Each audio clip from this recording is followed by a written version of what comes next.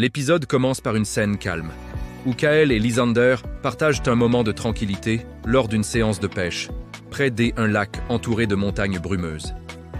Alors que Kael explore le fond du lac, il aperçoit une lueur mystérieuse. Une pierre dorée incrustée dans un rocher.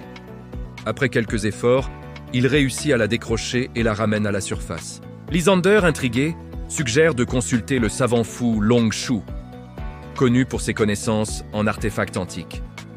À leur arrivée dans le laboratoire de Long Shu, situé au sommet d'une tour biscornue, ils découvrent un personnage excentrique et légèrement comique. Long Shu examine la pierre avec des instruments étranges, des fioles bouillonnantes et des parchemins anciens.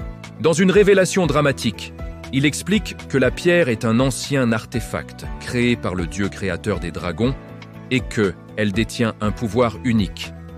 Elle indique la localisation du temple sacré du dieu Soleil, un endroit mythique où les élus peuvent recevoir des bénédictions divines.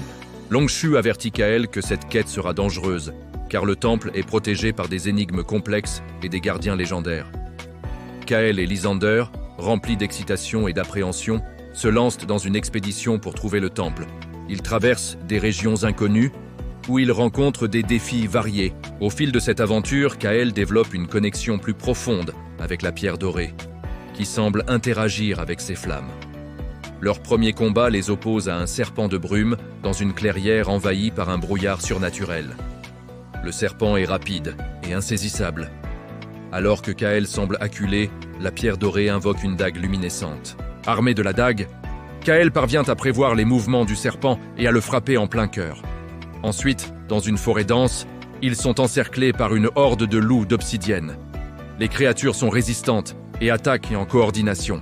La pierre dorée matérialise un bouclier magique, puis une lance énergétique qui permet à Kael de détruire le cristal du loup dominant, provoquant la défaite de la meute.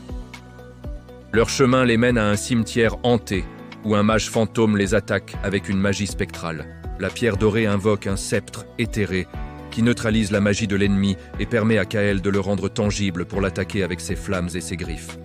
Près d'une rivière envoûtante, une sirène des abysses tente d'hypnotiser Kael avec son chant. La pierre dorée invoque un casque sacré qui protège son esprit, puis une épée lumineuse avec laquelle il engage le combat sous l'eau et brise le charme de la créature. Dans une plaine brûlante, ils affrontent une troupe de centaures des flammes noires. Leurs flèches magiques sont redoutables. La pierre dorée confère à Kael une épée flamboyante qui lui permet de contrer leur magie noire et de vaincre leur chef. Après avoir surmonté d'autres épreuves contre un géant des roches, un archer du vent céleste, des golems de cristal, un dragon de cendre et une gardienne des âmes perdues, Kael et Lysander arrivent enfin au temple sacré du dieu Soleil. Le temple brille d'une lumière divine.